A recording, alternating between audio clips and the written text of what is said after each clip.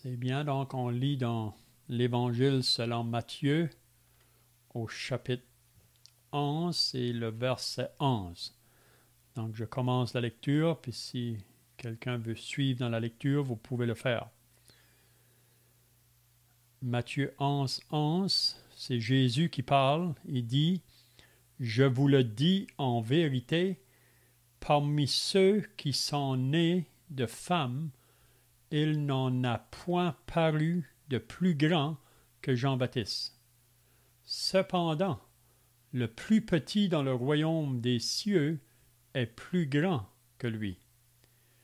Depuis le temps de Jean-Baptiste jusqu'à présent, le royaume des cieux est forcé, et ce sont les violents qui s'en emparent. »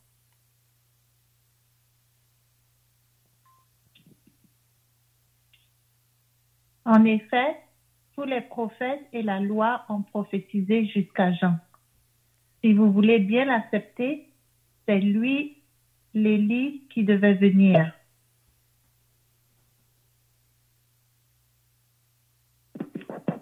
À celui qui a les oreilles pour entendre, entende. À qui comparerait cette génération? Elle ressemble à des enfants assis dans des places publiques. Et qui, s'adressant à d'autres enfants,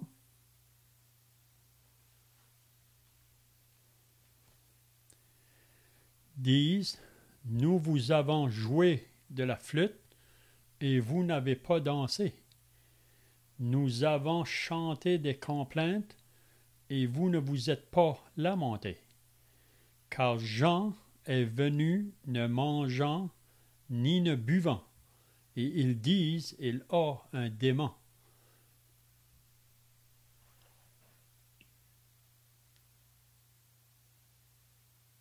Le Fils de l'homme est venu, il mange et il boit, et l'on dit, c'est un glouton et un buveur, un ami des collecteurs d'impôts et des pécheurs, mais la sagesse a été reconnue juste par ses enfants.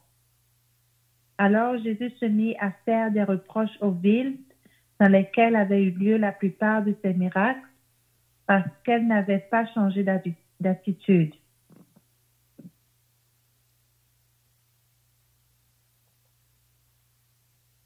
malheur à toi, Corazin, malheur à toi, Bethsaïda, car si les miracles qui ont été faits au milieu de vous avaient été faits dans Tyr et dans Sidon, il y a longtemps qu'ils se seraient repentis, en prenant le sac et la cendre.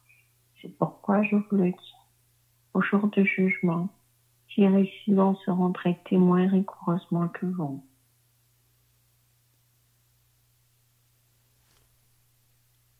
Et toi, Capernaum, seras-tu élevé jusqu'au ciel? Non, tu seras abaissé jusqu'au séjour des morts. Car si les miracles qui ont été faits au milieu de toi avaient été faits dans Sodome, elles subsisteraient encore aujourd'hui. C'est pourquoi, je vous le dis, au jour du jugement, le pays de Sodome sera traité moins rigoureusement que toi. Amen. Donc, si vous étiez là la semaine passée, on avait regardé concernant Jean-Baptiste, parce qu'il faut se rappeler que Jean-Baptiste avait été mis en prison parce qu'il parlait de la part de Dieu. Puis Jean-Baptiste disait au roi Hérode, qui vivait dans l'adultère, qui vivait avec la femme de son frère, Jean-Baptiste lui disait que ce n'est pas bien de vivre de cette manière-là. Puis on peut voir que Hérode et la femme qui demeurait avec ont fait mettre Jean-Baptiste en prison pour plus entendre sa voix. Encore aujourd'hui, la voix des prophètes ou des serviteurs de Dieu, on n'aime pas les entendre. Puis la raison, c'est parce que beaucoup de gens refusent de se repentir. Beaucoup de gens veulent continuer dans la voie du péché, dans un chemin qui est contraire à Dieu. Mais nous croyons que l'Esprit de Dieu est dans le monde pour convaincre, premièrement, l'homme en ce qui concerne le péché, la justice et le jugement à venir. Donc, à moins qu'un homme soit réveillé à sa condition devant Dieu, il ne va pas chercher pour le salut de Dieu ou pour être sauvé. Donc, le Saint-Esprit, c'est ça qu'il veut faire dans le cœur des hommes, c'est de les convaincre en ce qui concerne leur condition devant Dieu. Puis Dieu a toujours utilisé des prophètes sous l'Ancienne Alliance, mais aujourd'hui, il utilise les serviteurs de Dieu. Ça a commencé au début de l'Église. Vous vous rappelez les dernières paroles que Jésus a dit à ses disciples avant de partir au ciel. Il leur a dit, « Vous serez mes témoins dans Jérusalem, dans la Judée, dans la Samarie et jusqu'aux extrémités de la terre. » Donc, si vous lisez dans les Actes des Apôtres au début, on voit que les disciples de Jésus ont obéi à ce commandement-là. Puis depuis que Jésus est parti au ciel, ce sont ses disciples qui font entendre le message. Ça fait déjà 2000 ans passés. Puis le message est encore annoncé aujourd'hui. Donc, comme Jean-Baptiste qui annonçait la repentance au peuple, puis Jean-Baptiste, c'est le dernier prophète qui est venu avant Jésus.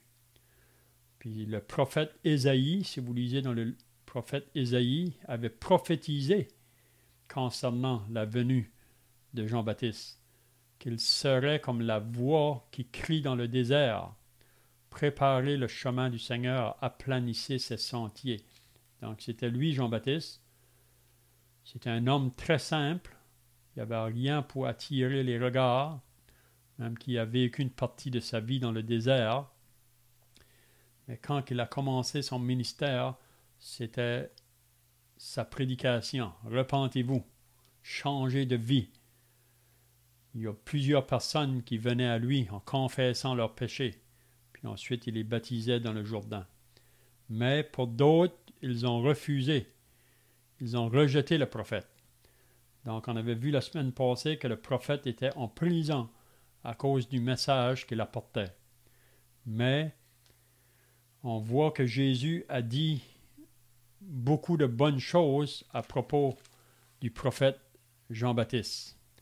Même qu'il nous dit au verset 11, là, qu'on a lu ce soir, « Je vous le dis en vérité, parmi ceux qui sont nés de femmes, il n'en a point paru de plus grand que Jean-Baptiste. » Donc, Jean-Baptiste, devant les yeux de Dieu, était un grand homme. Pour le monde, Jean-Baptiste n'avait pas aucune attirance pour le monde en général. Jean-Baptiste on n'était pas intéressé. Mais pour Dieu, c'était un grand homme. Même on lit dans l'évangile de Jean, au début, là, au chapitre 1, en parlant de Jean-Baptiste, ça dit que c'était un homme envoyé de Dieu. Donc, Jean-Baptiste avait un temps sur la terre pour servir son Dieu. Même on peut voir que son ministère a été très court, mais Jean-Baptiste, je crois un jour que je vais le rencontrer dans les cieux, parce qu'il était un homme de Dieu, un homme qui parlait de la part de Dieu. Puis on lit dans l'Épître aux Hébreux, après autrefois avoir parlé à nos pères par les prophètes, Dieu dans ces derniers temps nous parle par le Fils. Donc, Jean-Baptiste, donc, à cause du ministère que Dieu lui avait donné à accomplir, c'est pour ça qu'il était grand. Mais on a lu ce soir que cependant le plus petit dans le royaume des cieux est plus grand que Jean-Baptiste. Vous savez que le royaume des cieux ou le royaume de Dieu n'est pas encore sur cette terre, mais bientôt il sera établi sur la terre. Mais ce qui concerne le royaume de Dieu, ça avait été prophétisé par les prophètes sous l'Ancienne Alliance longtemps passé, qu'il a un Messie qui va venir, puis qui va établir son règne, son royaume sur la terre. Puis Jean-Baptiste était celui qui venait juste avant pour annoncer sa venue. Mais parce que les Juifs, parce qu'on croit que Jean-Baptiste est venu premièrement parmi le peuple juif, parce que c'est vers eux premièrement que le message devait être annoncé. On sait que les Juifs étaient un peuple qui a été choisi par Dieu sous l'Ancienne Alliance, un peuple que Dieu voulait qu'il soit une lumière pour toutes les nations aux alentours. C'est pas qu'ils étaient meilleurs que les autres nations, c'est juste que Dieu, dans sa grâce, les a choisis et les a mis à part pour qu'ils soient une lumière pour les nations. Mais si vous lisez bien l'histoire d'Israël, c'est un peuple qui s'est très éloigné de Dieu parce qu'ils se sont tournés vers d'autres dieux, vers les idoles. Puis si vous lisez concernant ce peuple, Dieu a dû sévèrement juger ce peuple. Mais il ne faut jamais oublier que Israël ou le peuple juif est toujours le peuple de Dieu. Puis toutes les promesses que Dieu leur a faites, il va les accomplir à la fin. On sait que présentement, le peuple juif est comme mis à part. On est dans le temps maintenant de la dispensation de l'Église. Mais après que l'Église sera enlevée, Dieu va recommencer à travailler avec Israël. Puis on sait qu'à la fin, beaucoup des Juifs seront sauvés.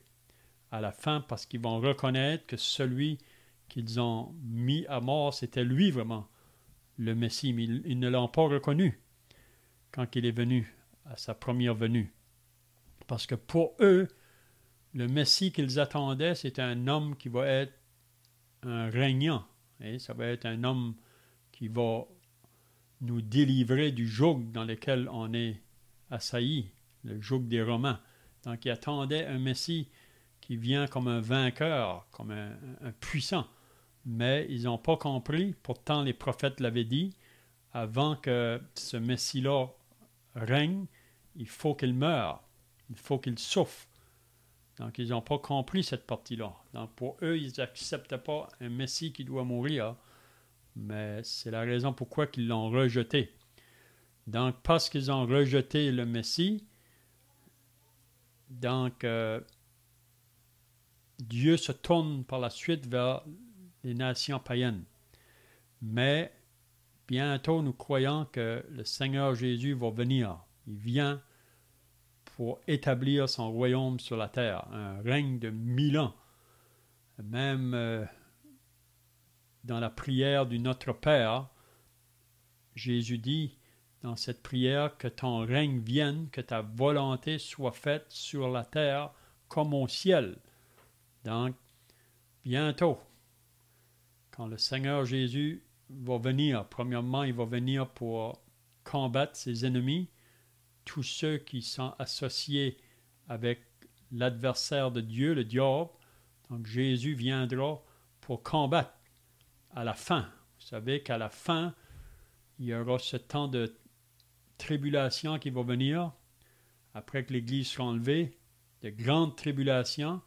C'est là que l'homme du péché va s'élever, l'Antichrist et le faux prophète. Ils sont appelés des bêtes dans l'Apocalypse 13. Mais quand Jésus revient à la fin de la tribulation, il vient vraiment pour combattre l'Antichrist et le faux prophète. Il va les jeter dans le lac de feu. Donc, ce règne-là n'a pas encore pris place. Donc, depuis le temps,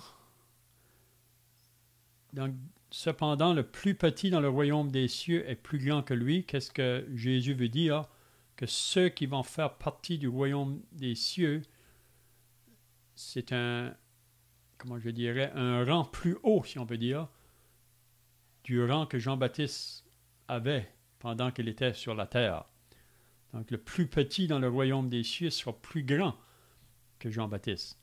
C'est pas qu'il est, comment je dirais, qu'il était plus spirituel, on ne dirait pas ça, mais plus grand dans le sens que Jean-Baptiste, son service était vraiment pendant cette vie sur la terre, tandis que le plus petit dans le royaume des cieux, ça va être quand Jésus va établir son royaume, puis c'est ceux qui vont être associés à ce royaume. Donc, depuis le temps de Jean-Baptiste jusqu'à présent, le royaume des cieux est forcé, et ce sont les violents qui s'en emparent. Donc, vous savez que Jésus a dit, si vous lisez dans Jean au chapitre 3, en parlant à Nicodème, un pharisien qui était venu de nuit pour voir Jésus, il n'est pas venu le jour, il est venu de nuit parce que probablement qu'il ne voulait pas être vu des autres, parce que les autres pharisiens cherchaient à faire mourir Jésus. Mais Nicodème pouvait voir que Jésus était différent de tous les autres hommes.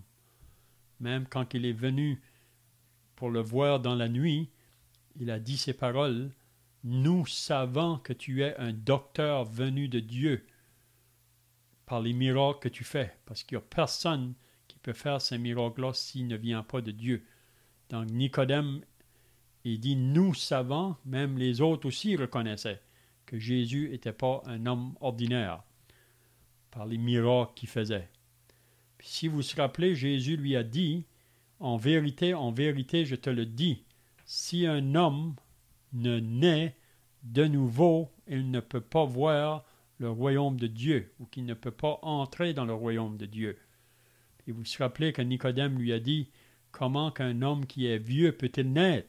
Est-ce qu'il doit entrer de nouveau dans le sein de sa mère et naître? » Jésus dit non. « En vérité, je te le dis, si un homme ne naît d'eau et d'esprit, il ne peut pas entrer dans le royaume de Dieu. Ce qui est né de la chair est chair, ce qui est né de l'esprit est esprit. Ne t'étonne pas que je t'ai dit, il faut que vous naissiez de nouveau. » Donc, à moins d'être né de nouveau, on ne peut pas entrer dans le royaume de Dieu ou voir le royaume de Dieu. Puis cette deuxième naissance-là, c'est une naissance spirituelle. Ce n'est pas une naissance charnelle. Parce que la naissance charnelle, à cause qu'on est avec la nature du péché, nous mène à la mort. Mais c'est pour ça qu'il nous faut une nouvelle naissance, une naissance spirituelle. Mais pour entrer dans le royaume des cieux, il y a un effort, si on peut dire, à faire. Pourquoi? Parce qu'il y a beaucoup d'obstacles. Beaucoup d'obstacles. C'est pour ça que Jésus a dit dans Luc au chapitre 13, « Efforcez-vous d'entrer par la porte étroite, car je vous le dis, beaucoup chercheront à entrer et ne le pourront pas. Quand le maître de la maison se sera levé et qu'il y aura fermé la porte, et vous, étant dehors, vous commencerez à frapper à la porte en disant, « Seigneur, Seigneur, ouvre-nous. » Il dira, « Je ne vous connais pas. » Et je ne vous connais pas. Donc, c'est pour ça ici qu'il dit que ceux qui vont pouvoir entrer, là, il faut qu'il y ait un effort de fait, parce qu'il y a des obstacles. Et c'est pour ça que Jésus a dit que si quelqu'un veut être mon disciple, il faut qu'il renonce premièrement à lui-même, qu'il se charge de sa croix et qu'il me suive, parce qu'il y a des empêchements. Le diable va faire tout son possible pour vous empêcher d'entrer dans ce royaume. Quand on dit d'entrer dans le royaume, vraiment, c'est de croire en Jésus. C'est de cette manière-là qu'on rentre dans le royaume. Oui? C'est de cette manière-là qu'on devient un enfant de Dieu. C'est ça qu'on lit dans Jean au chapitre 1. Il est venu chez les siens, les Juifs, mais les siens ne l'ont point reçu. Comme nation, on n'a pas reçu Jésus, mais à tous ceux qui l'ont reçu, à ceux qui croient en son nom il leur a donné le pouvoir de devenir enfants de Dieu. Donc, comment qu'on est de nouveau ou comment qu'on entre dans le royaume des cieux, c'est le moment qu'on croit en Jésus, qu'on le reçoit comme celui qui est le seul chemin pour aller dans la présence de Dieu ou pour pouvoir entrer dans le royaume de Dieu. Donc, c'est pour ça qu'il dit que le royaume des cieux est forcé et ce sont les violents qui s'en emparent. Donc, à moins d'être déterminés, on ne va pas pouvoir entrer parce qu'il y a toutes sortes d'obstacles. L'obstacle peut venir dans nos familles. L'obstacle peut venir avec mes collègues de travail. L'obstacle peut être ton conjoint. L'obstacle peut être tes biens matériels, ton travail, ton éducation. L'obstacle peut être tes enfants. Hey? C'est pour ça qu'il faut faire un effort, si on peut dire, pour ne pas nous laisser arrêter par ces obstacles. Vous savez qu'il y a plusieurs personnes dans la parole de Dieu qui ont été arrêtées de venir à Jésus ou entrer dans le royaume parce que, ça a été les richesses. On parle d'un jeune homme qui avait beaucoup de richesses, puis ces richesses l'ont empêché de venir à Jésus. L'autre, on pense à Pilate, que lui avait une position comme gouverneur, donc il ne voulait pas perdre cette position-là, donc ça a été son empêchement de venir à Jésus. Hérode, ça a été la femme qui vivait avec. Donc, chaque personne, quand Dieu nous appelle à venir à lui, quand Jésus nous appelle, il y a beaucoup de choses qui peuvent nous arrêter. Donc, il faut faire un effort, si on peut dire. Donc, c'est seulement ceux qui vont vraiment pas se laisser là, arrêter par les adversaires, si on peut dire. Donc, je ne sais pas si vous avez des questions ici ou d'autres pensées, là, vous pouvez le faire. Puis il y aurait beaucoup de choses à dire. Tu as couvert un large terrain, Léon, mais peut-être une chose très simple. Tu mentionnes que les Juifs, avec l'ancienne alliance, peut-être pour ceux qui sont moins familiers avec la Bible, c'est une expression qui leur paraîtrait peut-être étrange. Juste expliquer que dans l'Ancien Testament, on voit que Dieu a choisi un peuple. Comme tu le disais, Dieu le dit lui-même dans la Bible. On lit ça dans l'Ancien Testament. Il dit aux Juifs, c'est pas parce que vous êtes plus fins que les autres, plus grands et plus forts, que Dieu vous a choisi, mais c'est afin de montrer sa grandeur, sa puissance, sa miséricorde. Et Dieu a fait une alliance avec ce peuple, et ce sont les Juifs. La raison fondamentale pourquoi les Juifs ont été choisis, c'est que Dieu, dans son plan, savait que le Messie, c'est-à-dire Jésus, devait venir des Juifs. Et c'était de la descendance d'Abraham. Donc, Dieu avait les yeux déjà sur Jésus-Christ. Lorsqu'il a choisi son peuple, c'était pas un choix aveugle ou un choix au hasard. Dieu laisse pas les choses au hasard. Et Dieu avait les yeux déjà sur son Fils, sur le Messie qu'il avait promis dès que nos premiers parents, Adam et Ève, ont péché. Dieu a promis de les libérer. Et puis, c'est un peu quand on parle de la première alliance ou de l'ancienne alliance, c'est l'alliance que Dieu avait fait avec les Juifs. Et en effet, rien de ce que Dieu a promis aux Juifs n'arrivera pas. Dieu est un Dieu de vérité. Il n'y a pas en lui de mensonge, ni ombre de variation, comme nous dit la Bible. Donc, tout va arriver, mais quand on regarde les prophéties, on se rend compte qu'effectivement, il y a des choses qui ne sont pas arrivées encore, comme Léon le mentionnait. Et il faut comprendre que le plan de Dieu a été, comme pour ainsi dire, suspendu. Je devrais dire le plan de Dieu à l'égard des Juifs a été comme suspendu. Et quand cela est arrivé, c'est arrivé quand les Juifs ont rejeté Jésus-Christ. Parce que Jésus, si on lit la Bible, dans le Nouveau Testament, on voit que vraiment, il était venu pour régner, pour être le roi des Juifs, mais ils l'ont rejeté. Ils l'ont refusé. On pourrait lire ces choses-là dans Matthieu 25, Jésus en parle aussi. Et donc, Dieu savait que cela se produirait de cette façon-là. Et il avait pourvu d'un plan. Et son plan, c'est qu'en réalité, Dieu ne voulait pas que le salut soit réservé pour les Juifs seulement, mais il voulait que tous les peuples aient accès à ce salut. Et c'est pourquoi, dans son plan, Dieu avait prévu et savait que les Juifs étaient pour rejeter le Seigneur. Il l'avait même prophétisé. Hein. En Isaïe 53, verset 1er, on lit « Qui a reconnu le bras de l'Éternel?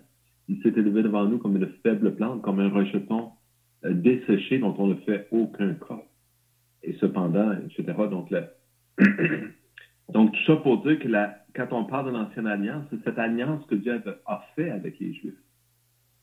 Mais cette alliance-là était basée sur un principe de ce qu'on appelle la loi. Les Juifs devaient accomplir la loi de Dieu afin d'avoir la bénédiction de Dieu. Mais Dieu leur a dit, lorsqu'il a fait cette alliance, vous êtes un peuple rebelle, vous ne respecterez pas l'alliance. Mais les Juifs ont quand même voulu prendre cette alliance avec Dieu. Aujourd'hui, il est question d'une nouvelle alliance que Dieu fait avec nous. Nous ne sommes pas meilleurs que les Juifs. Si Dieu nous avait choisi, nous, comme peuple, nous aurions, comme les Juifs, rejeté le message de Dieu. On aurait rejeté Dieu en réalité. Mais maintenant, la nouvelle alliance, Dieu nous dit que c'est par la grâce. Dieu nous fait grâce et c'est par la foi que nous sommes, par le moyen de la foi que nous sommes sauvés. Donc, c'est en réalité, Dieu a offert un sacrifice pour nos péchés. Et c'est en croyant en ce sacrifice que Dieu a offert pour nos péchés que nous pouvons avoir accès au salut. C'est ce qu'on appelle aussi la deuxième ou la seconde alliance. Donc, il n'est pas question non plus, quand on parle de l'ancienne alliance, que Dieu aurait fait de quoi et Dieu a changé d'idée. C'était déjà prévu dans le plan de Dieu. Dieu avait déjà vu toutes ces choses d'avance. Mais Dieu voulait que nos cœurs rebelles puissent voir ce qu'il faisait et comprendre parfaitement le cheminement de Dieu et où Dieu voulait nous amener à comprendre le salut en son Fils, notre Sauveur, le Seigneur Jésus-Christ. Enfin, excusez-moi, je vais être un peu long pour expliquer la différence peut-être entre l'ancienne alliance à laquelle faisait référence M. Léon, mais je voulais aussi insister sur le fait que Dieu ne change pas d'avis, Dieu ne s'est pas trompé. L'ancienne alliance, c'est pas tellement qu'elle est oubliée, mais maintenant, on est sous une nouvelle ère, si on veut. Et c'est pourquoi aussi pour Jean-Baptiste, il était dit que celui qui est dans le royaume des cieux, un enfant de Dieu, dans la nouvelle alliance, si vous voulez, il est plus grand que Jean le Baptiste. Pourquoi? Mais parce qu'on est en communion directe avec Dieu et qu'on est déjà pardonné de tous nos péchés. On est certain d'aller au ciel. On a déjà notre billet pour le ciel, si je puis dire, parce que Dieu lui-même l'a dit, c'est pas à cause de nos efforts, de nos mérites. Donc, excuse-moi, Léon, je vais arrêter.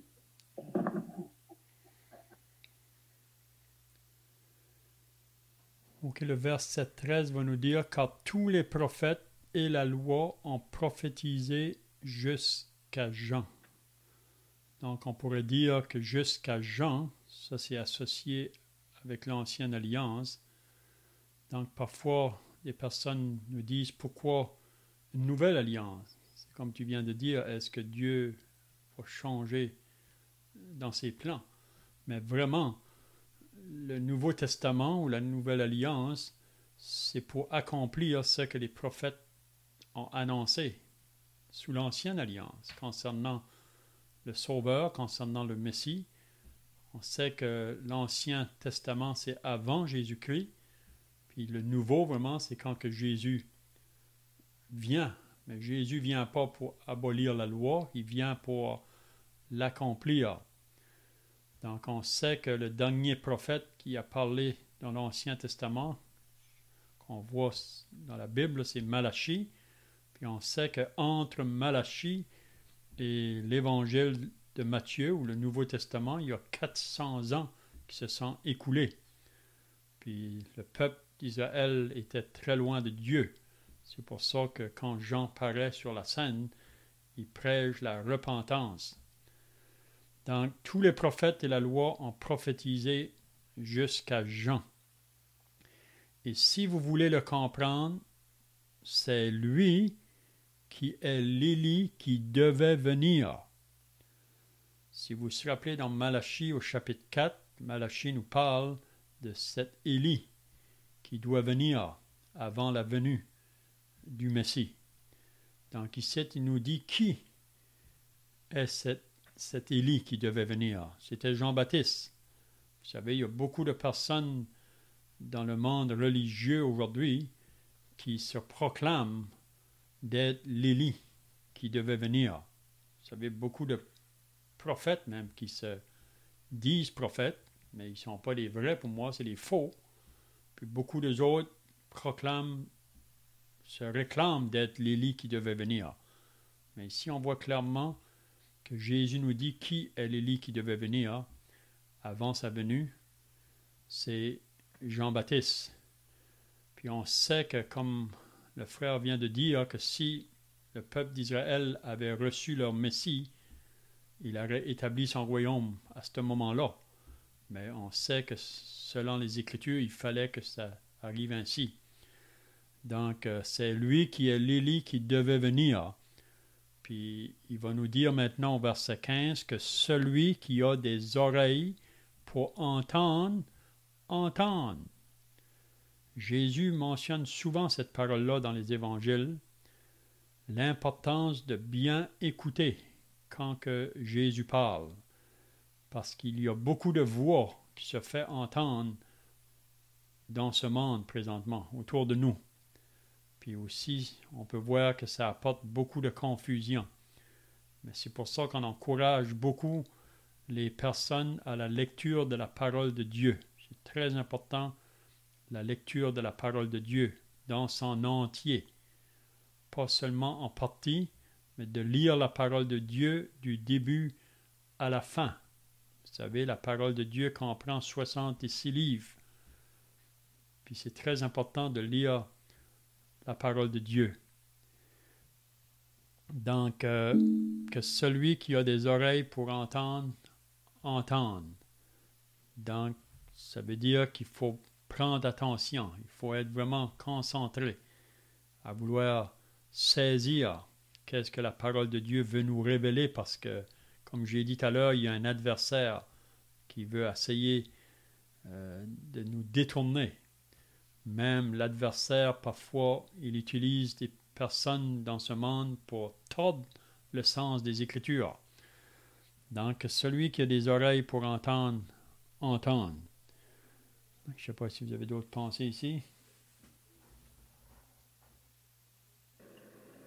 En fait, quand on parlait de l'ancienne alliance qui avait été retardée, des choses vont arriver. Je voulais juste souligner que ce n'est pas la première fois qu'on voit que Dieu retarde l'accomplissement de son plan à cause d'une désobéissance. Est-ce que tu as à l'esprit une pensée à cet égard, Léon? Un exemple de ce que je parle dans la Bible, qu'on voit dans la Bible? Oui, on pourrait voir. Où Dieu a... Hein? OK, tu peux aller.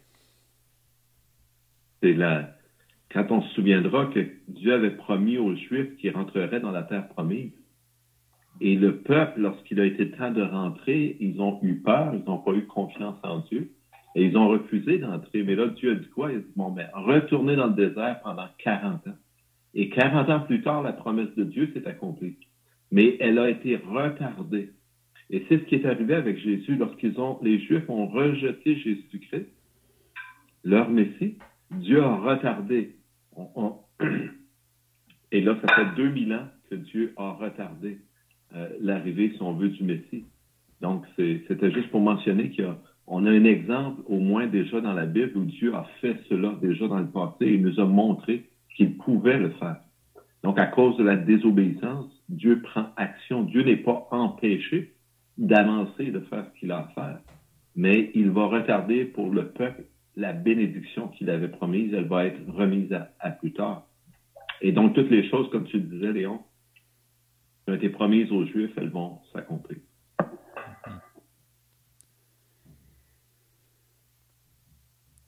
C'est justement la pensée que je voulais dire là, concernant le peuple d'Israël. Donc, on voit Dieu reste toujours fidèle, tandis que le peuple souvent est infidèle. Puis on est aussi souvent semblable à ça. Puis c'est ça qui nous retient, si on peut dire, dans notre marche, là, ou qui nous empêche de progresser ou d'avancer. On a l'exemple des Corinthiens. Si vous lisez l'Épître aux Corinthiens, quand que l'apôtre Paul est allé là avec le message de l'Évangile, plusieurs âmes se sont converties. Paul a demeuré avec eux autres pendant 1 an et demi. Il les a enseigné beaucoup de vérités concernant la parole de Dieu. Ils ont eu beaucoup de connaissances. Même Dieu les avait équipés de toutes les dons spirituelles pour le bon fonctionnement d'une assemblée. Mais si vous lisez bien que les Corinthiens, après 5 années, n'avaient pas fait de progrès dans leur avancement spirituel. Puis quand Paul a dû écrire cette première lettre, c'est parce qu'il a entendu des choses qui se passaient là. Puis quand il a écrit sa première lettre, il était vraiment attristé. Même ça nous dit qu'il l'a écrit avec l'âme, parce qu'il devait reprendre plusieurs choses qui empêchaient les Corinthiens d'avancer dans leur vie spirituelle.